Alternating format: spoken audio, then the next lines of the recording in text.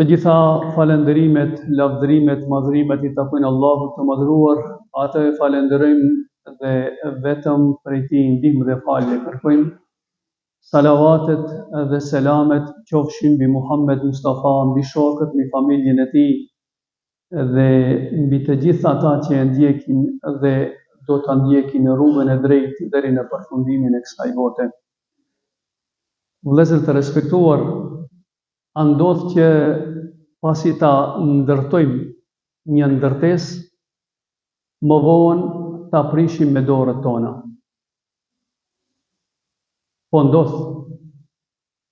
Ishim në shkollën e Ramazanit, u munduam që të krijejmë adhurim të vazhdueshëm për hir të Zotit xhaleshanuhu.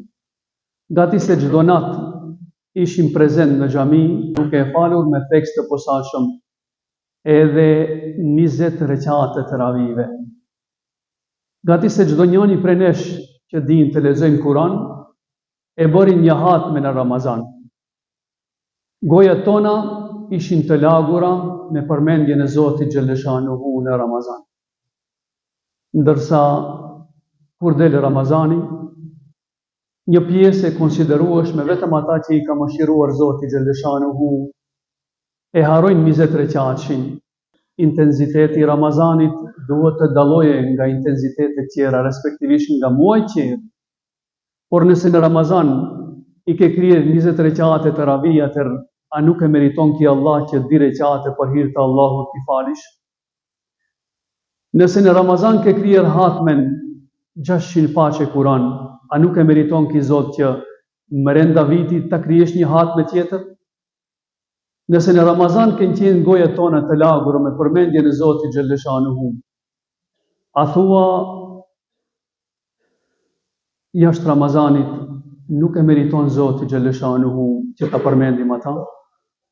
Po, Allahu i madhruar në Kur'anin famëlar thotë: "Wa'bud rabbaka hatta ya'tiyaka al-yaqin", dhe adhuroje Zotin xhaleshanuhu deri në vdekje. Nëse në Ramazan kemi qenë njerëz adhurues, atëherë është e shumtuar që jashtë Ramazanit të jemi njerëz jo adhurues.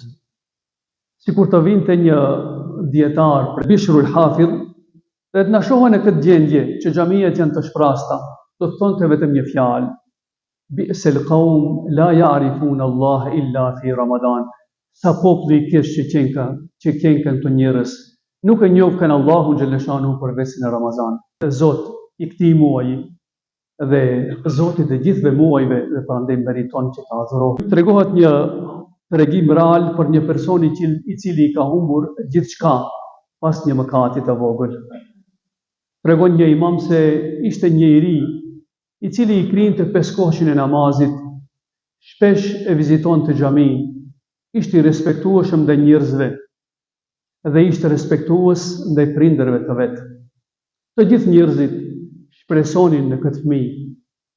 Por një ditë prej ditëve u takua me disa njerëz të këqij dhe ky ishte shkaku i parë që ky fëmijë filloi ta lënë xhamin, filloi të lënë 5 kohëshin e namazit, filloi të mos jetë i respektuar ndaj njerëzve, nga se i kishte sjelljen e keqe.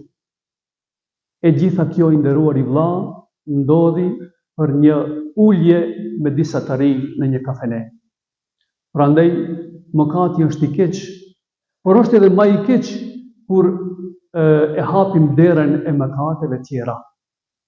Është e dhimbshme të nderuar besimtar që në Ramazan të jesh i mirë edhe jashtë Ramazanit të jesh i keq. Por më e dhimbshme sa kjo është ke qenë i lidhet me Allahun xhaleshan në Ramazan dhe jashtë Ramazanit lidhesh me shejtanin alayhi lane, që Zoti i madhruar në Kur'anin famëlar thotë: "Me të vërtet shejtani është armiku juaj i përbetuar, prandaj mirënja dhe konsideronja si armikun e përbetuar." Dhe Zoti xhaleshanuhu që zemrat tona edhe në këta muajt na përmisoj në rrugën e drejtë, na drejtoj e me faljet dhe me mëshirën e tij çdo herë të na mbuloj. Wa yaqulu qawli hadha wa astaghfirullaha li wa lakum wa li sa'iril mu'minin walhamdulillahi rabbil alamin.